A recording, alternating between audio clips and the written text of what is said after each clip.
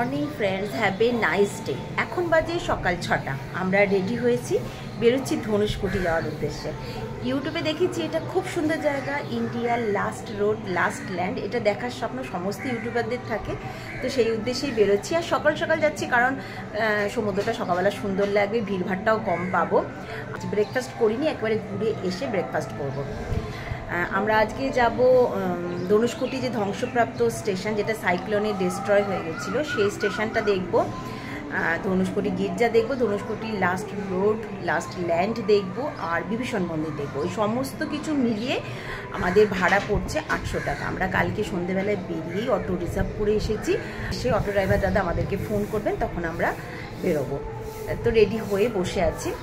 ভিডিওটি ভালো লাগলে তাহলে একটু লাইক করে দেবেন, শেয়ার করে দেবেন, আর চ্যানেলে নতুন এসে থাকলে প্লিজ চ্যানেলটা সাবস্ক্রাইব করে নেবেন, আর বেল আইকন প্রেস করতে ভুলবেন না আমার ভিডিও নোটিফিকেশান পেতে। তাহলে চলুন আজকে আমার সাথে ধনুষকোটি যাওয়া যাক, সঙ্গে থাকবেন।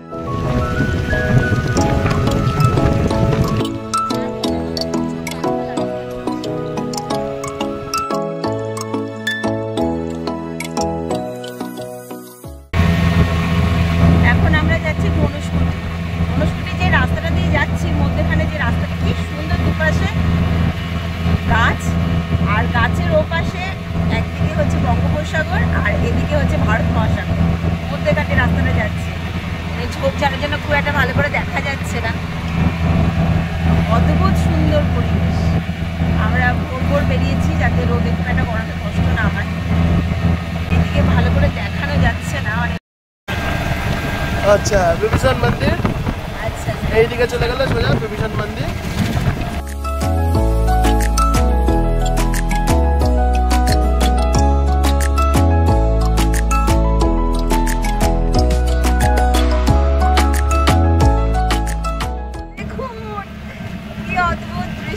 বঙ্গোপসাগর, যেটা অনেকটা শান্ত, কালারটা কিন্তু একদম হালকা, দেখুন সাদা একদম, জলটা শান্ত অনেক।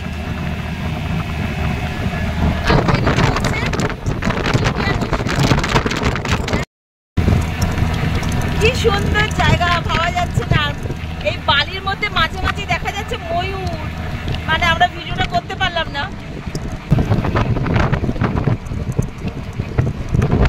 ये धनुषकोडी का रेलवे, पुराना रेलवे स्टेशन। अच्छा, ये रेलवे स्टेशन के लिए ट्रेन आएगा। ट्रेन का नाम boat mail, boat mail train इधर ही आने का। ये धनुषकोडी साइक्लोन 1864 दिसंबर 22, धनुषकोडी साइक्लोन। साइक्लोन में ध्वंस हो सब पूरा खत्म हो गया, ज्यादा आदमी मर गया, सब पूरा। यहाँ से इधर इलेक्ट्रिसिटी नहीं है, पीने का पानी अभी डेंगू में आ जाएगा। এখন আমরা চলে এসেছি ধনুষকোটির। এটা ছিল রেলওয়ে স্টেশন ধনুষকোটির। ভাবলে কীরকম লাগে। এখানে কোনো ইলেকট্রিসিটি নেই, বলছে খাবার জলের ব্যবস্থাও নেই এখন আর। দেখুন সব পড়ে আছে। এটা এখন হয়ে গেছে একটা দর্শনীয় স্থান। এই যে 1964-এ যে সাইক্লোন এসেছিল, তাতে এই সিটিটা পুরো ডিস্ট্রয়েড হয়ে গেছে। এই যে ট্রেন উল্টে গেছিলো, রে বাপরে বাপ। এই যে লাইনের অবস্থা, জাহাজ ফাহাজ উল্টে গেছিল এই সাইক্লোনে, তাতে এই ধ্বংস। কত সুন্দর পুরো রেল লাইন ছিল, হারবারের মধ্যে, মানে একদম পোর্টে পর্যন্ত রেল লাইন ছিল। আচ্ছা, এটা ব্রিটিশ পিরিয়ডে এই যে যাচ্ছে ব্রিজের উপর দিয়ে ট্রেন, বোট মেল ট্রেন। ধনুষকোটি এই জায়গাটাতে এখন আমরা আছি। এই যে 2 ওশান মিটিং পয়েন্ট, লেফটে থাকবে বে অফ বেঙ্গল, রাইটে থাকবে ইন্ডিয়ান ওশান। যখন আমরা শ্রীলঙ্কার দিকে যাচ্ছি, শ্রীলঙ্কার ধনুষকোটির মাঝখানে যে রাম সেতু, রাম ব্রিজ, এটা 27 কিলোমিটার ডিস্টেন্স। আচ্ছা, মাত্র 27 কিলোমিটার, যেটা এখন অনেকটা নষ্ট হয়ে গেছে। অ্যাকচুয়াল হচ্ছে এই পাথরগুলো এক ধরনের কোরাল, কোরাল, যেগুলো জলের মধ্যে ভাসে, দেখতে পাথরের মতো। রাস্তা বেঁধেছিল। এই দেখুন ময়ূর, বললাম না, দেখতে দেখতে ময়ূর দেখাও হয়ে গেল। দেখুন কি অদ্ভুত জায়গা বলুন তো, রাস্তার মধ্যে ময়ূর ঘুরে বেড়াচ্ছে। ওয়াও, কি ময়ূর বসে আছে এর উপর, কত ময়ূর এখানে। ওয়াও,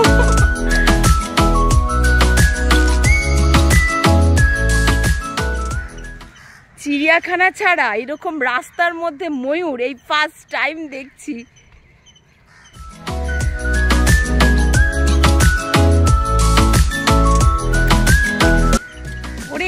ঘোর রে, পিছন দেখাস না, এদিকে একটু ঘোর। ময়ূরটা বাড়ির উপর উঠে বসে আছে, কত ময়ূর এখানে, ভেতরে ভেতরে জঙ্গল। আমি তখনই আসবার সময় দেখেছি ময়ূরগুলো। দেখে কিন্তু মুরগিই লাগে, এক ধরনের মুরগি। শুধু এসব কন্টেন্ট কোথায় পেতে হয়ে গেছে। আগে ইলেকট্রিসিটি ছিল, এখন এখানে ইলেকট্রিসিটি নেই। কি অবস্থায় পড়ে আছে সব দেখুন। এখান থেকে এইভাবে জল নেওয়া হয়, এই যে জল তোলা হয় পাম্পের সাহায্যে। এখানে জলের আলাদা কোনো ব্যবস্থা নেই। এর উপর দিয়ে লাইন গেছিল, ট্রেন যেত এক সময়। এটা এখন ধ্বংসাবশেষ, পুরো ধ্বংসাবশেষ সেটা এখন। চিন্তা করা যায় এটা এক সময় ছিল রেল লাইন।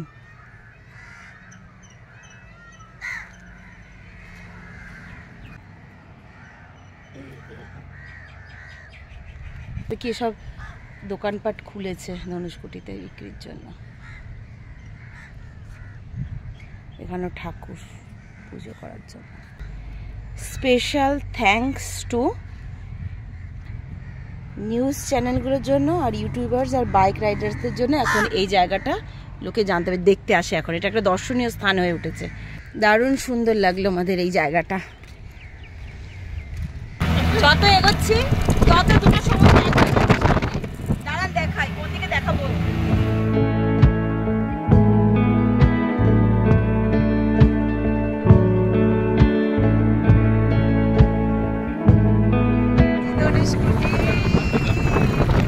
ইন্ডিয়ার লাস্ট পয়েন্টে আছি আমরা এখন। রোড শেষ।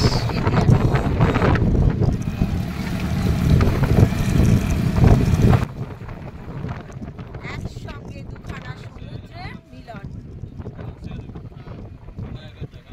অসাধারণ সুন্দর লাগছে, অভিজ্ঞতা দারুণ। এইরকম একটা জায়গায় আসতে পারবো কোনোদিন ভাবিনি। এখান থেকে 80 কিলোমিটার ডিস্টেন্স হচ্ছে শ্রীলঙ্কা। হ্যাঁ, ফোনে নেটওয়ার্ক নেই। আমরা এখন দাঁড়িয়ে আছি ইন্ডিয়ার একদম লাস্ট পয়েন্টে। একদিকে হচ্ছে বে অফ বেঙ্গল, আরেকদিকে ইন্ডিয়ান ওশান। এই দুখানার মাঝখানে দুপাশে দুটো সমুদ্র, দুটো সমুদ্রের কালার আলাদা। ভাবা যাচ্ছে না, এটা বিশ্বাসই হচ্ছে না যে ইন্ডিয়ার শেষ পয়েন্টে চলে এসেছি আমরা। এই জায়গা থেকে শ্রীলঙ্কা 18 কিলোমিটার দূরে, কিন্তু বাইনোকুলারতে দেখা যায়, দেখাচ্ছিল যে সে কোথায়। এবার আপনাদের মনে হচ্ছে তো সেই একই তো সমুদ্র উপকূল, নতুনত্ব কি আছে? তাহলে এবার চলুন ধনুষকোটিকে ঠিক ওপর থেকে কিরকম দেখায় দেখে নি তারই এক ঝলক।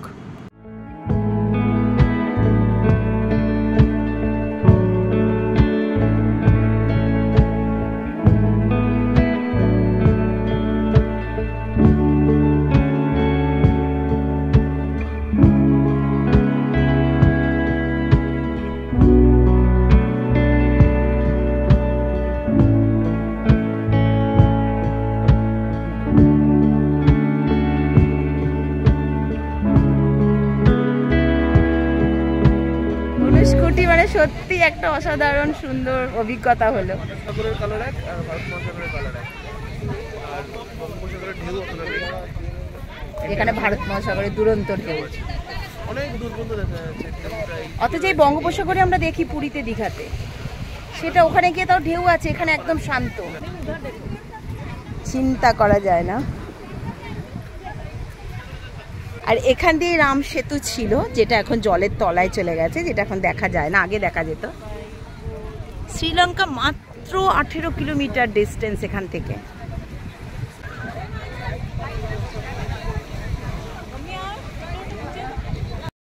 এখন আমরা দাঁড়িয়ে আছি ধনুষকুটিতে, মানে ইন্ডিয়ার একদম শেষ পয়েন্টে। আর আপনারা দেখছেন নূপুরস ব্লগ। আমি নূপুর, আমি সায়ন। ভিডিওটি ভালো লাগলে please do like, share and subscribe. মাত্র 24 কিলোমিটার। এ বাবা, জল আজ পুরো ছিটিয়ে চলে আসছে।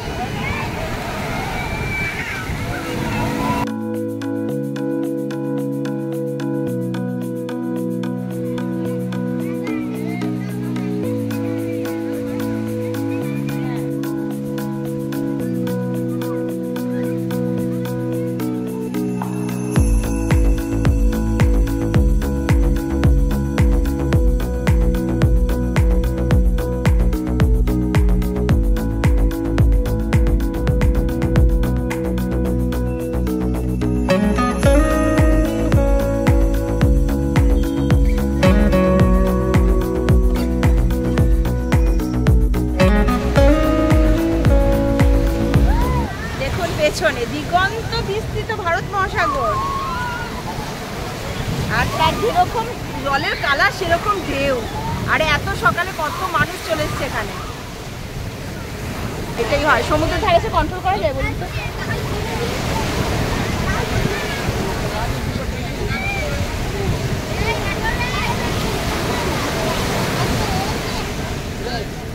শ্যাওলা পড়ে গেছে পাথরগুলো, বছরের পর বছর এখানে জল লেগে যায়।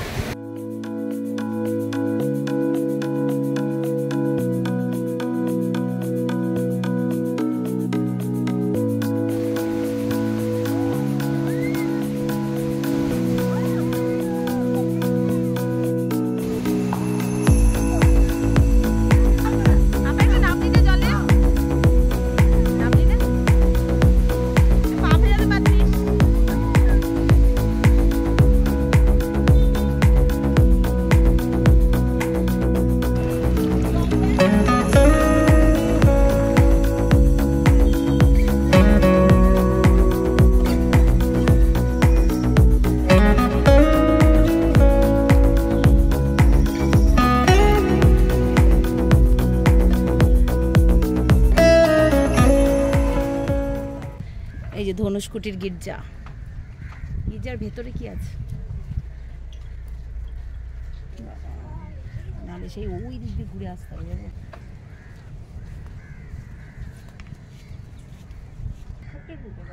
ये कितना करके है भैया? 20 रुपए बोला ना, अंदर में एडजस्ट में इसका नाइफ में इसका কি সুন্দর গুলির মতো। আর এই নৌকোগুলো করে মাছ ধরা হয়। আজকের মতো আমরা হোটেলে ব্যাক করলেও ঠিক দুদিনের মাথায় আবার আমরা চলেছি ধনুষকোটি। তবে এবার যাচ্ছি বাসে করে। তাছাড়া আগের দিন জামা কাপড় আনিনি বলে সমুদ্রে স্নান করতে পারিনি। আজকে সমুদ্রে স্নান টান করে তবে ব্লগ বানাবো। আর বাসে যেতে যেতে সুন্দর মনোরম দৃশ্য তো আপনি দেখবেনই, আর জানলার ধারে বসলে সমুদ্রের জলও আপনার গায়ে এসে লাগবে।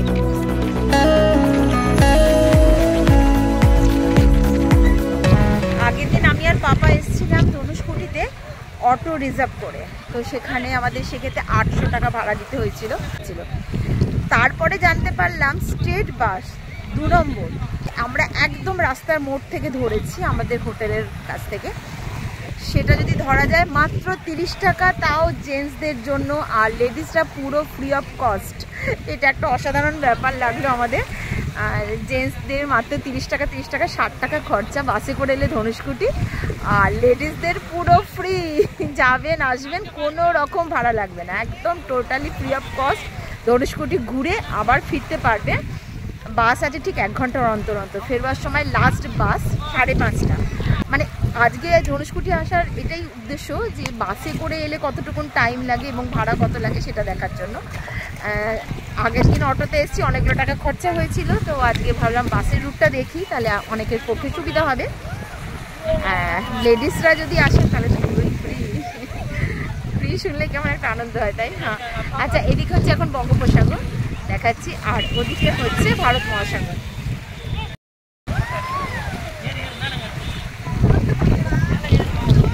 সাগর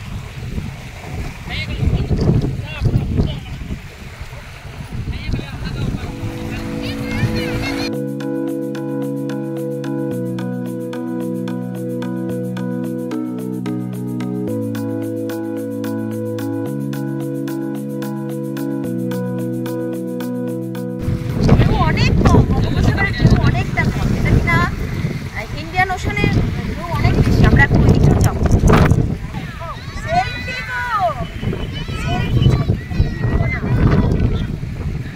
आपको स्वागत है।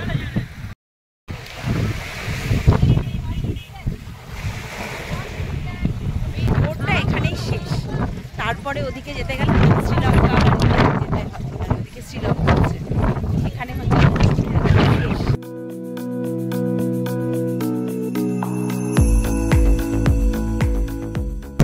আমার ঠিক পেছনে রয়েছে ইন্ডিয়ান ওশান, অসংখ্য বেশি ঢেউ। আগের দিন আমরা এসেছিলাম, আজকে আর নামার রিস্ক নেওয়া যাচ্ছে না। আর হাওয়া তো এত বেশি যে একটা জায়গায় স্থির হয়ে দাঁড়ানো যাচ্ছে না।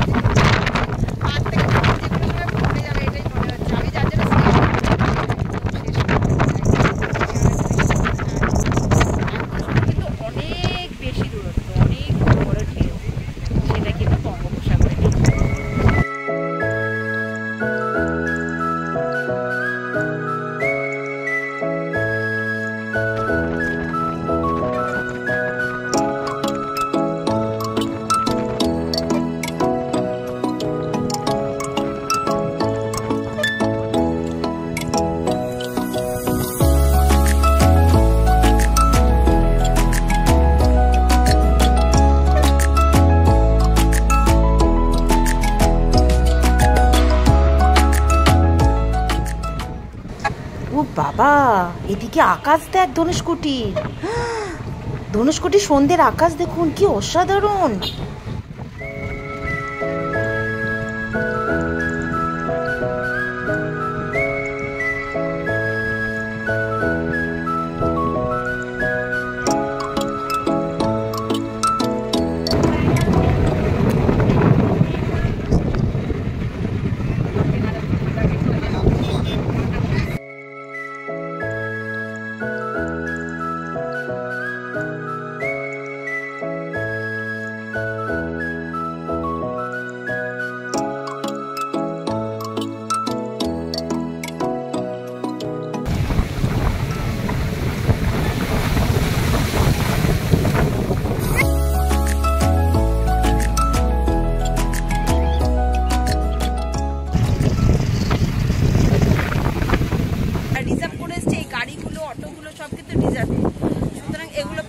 চান্স নেই, আপনাকে বাস ধরতে হলে 5:30টার বাস ধরতে হবে, এটা লাস্ট।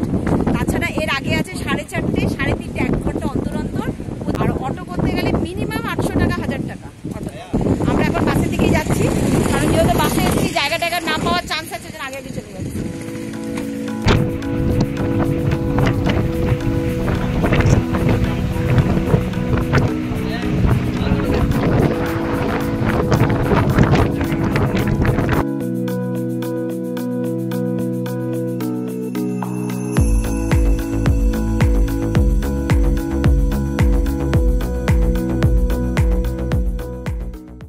আজকের ভিডিওটা দেখার জন্য অনেক অনেক ধন্যবাদ।